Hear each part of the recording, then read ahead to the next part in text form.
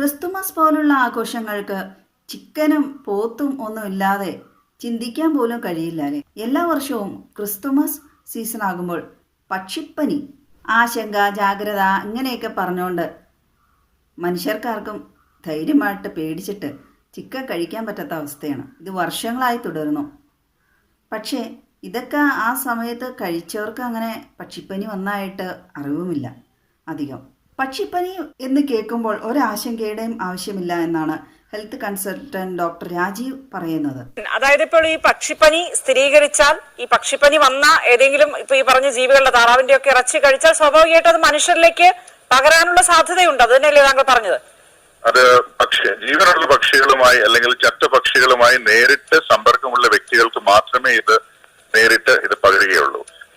ഈ ഇറച്ചി കുക്ക് ചെയ്ത് കഴിച്ചാലോ മുട്ട കുക്ക് ചെയ്ത് കഴിച്ചാലോ വേവിച്ച് കഴിച്ചാൽ ഈ രോഗം ഉണ്ടാവുകയില്ല. കാരണം ഈ വൈറസ് ചൂട്, അതായത് നമ്മൾ കുക്ക് ചെയ്യുമ്പോൾ, പാചകം ചെയ്യുമ്പോൾ ചൂട് കൊണ്ട് നശിച്ചു. അതുകൊണ്ട് അങ്ങനെയുള്ള ആശങ്കയ്ക്ക് വകയില്ല. ഞാൻ ഉദ്ദേശിച്ചത് ഈ കൃഷിയിടങ്ങളിൽ വർക്ക് ചെയ്യുന്ന ആൾക്കാർ, അവർക്കാണ് ഈ രോഗബാധ ഉണ്ടാകാനുള്ള സാധ്യതയുള്ളത്.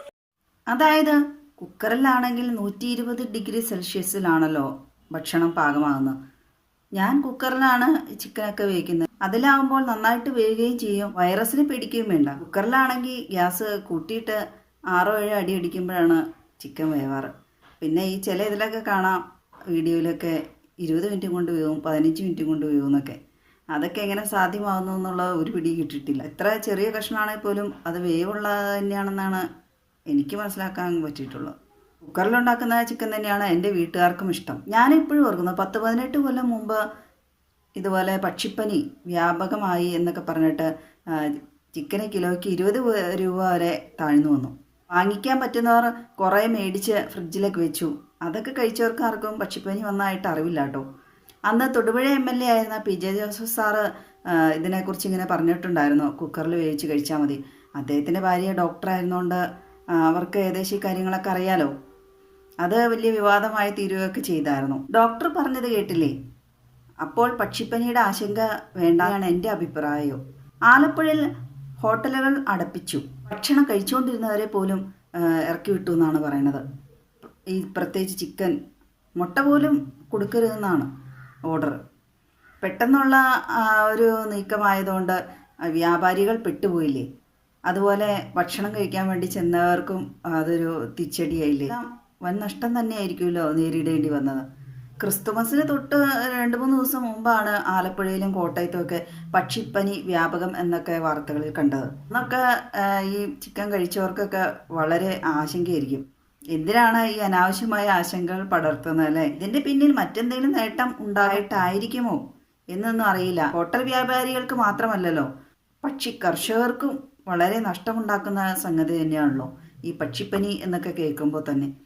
അതുങ്ങളെ ഒരു പരിശോധനയും കൂടാതെ എല്ലാ പക്ഷികളെയൊക്കെ കൊന്നൊടുക്കുന്നു. ജീവിതമാർഗം മുട്ടുമെന്ന് കാണുമ്പോൾ ആരാണേലും പ്രതിഷേധിക്കും. അതുകൊണ്ട് ഇതിനെതിരായി വ്യാപകമായി ഹോട്ടൽ ഉടമകൾ കളക്ടർക്ക് പരാതി കൊടുത്തു. ഇപ്പോഴത്തെ കാലത്ത് കൊച്ചു കുട്ടികളാണെങ്കിൽ പോലും ചിക്കന് ഇല്ലാതെ ഭക്ഷണം കഴിക്കാറില്ല. വീട്ടിലാണെങ്കിൽ എവിടെ പുറത്തേക്ക് പോയാലും ഒക്കെ അത് പിള്ളേരിനൊന്നും വ്യത്യാസമൊന്നുമില്ല, വലിയവർന്നും വ്യത്യാസമൊന്നുമില്ല. ആവശ്യക്കാർ കൂടുതലായിട്ടുള്ള ഉപയോഗ സാധനങ്ങൾ പെട്ടെന്ന് നശിപ്പിച്ച് കളയുക എന്നൊക്കെ ചെയ്യേണ്ടി വരുമ്പോൾ വളരെ ബുദ്ധിമുട്ടുള്ള സംഗതി തന്നെയാണ്. ചിക്കനിൽ ഇപ്പോൾ എത്ര ഹോർമോണുണ്ട്, അതുണ്ട്, ഇതുണ്ടെന്ന് എന്തൊക്കെ പറഞ്ഞാലും ആൾക്കാരത് കഴിക്കാതിരിക്കുകയൊന്നുമില്ല. അല്ലെ പിന്നെ നമ്മൾ മരുന്നൊന്നും അടിക്കാതെ നമ്മൾ സ്വന്തമായിട്ട് വളർത്തുന്ന കോഴികൾ തന്നെയാണെങ്കിൽ നമുക്ക് വിശ്വസിച്ച് കഴിക്കാം.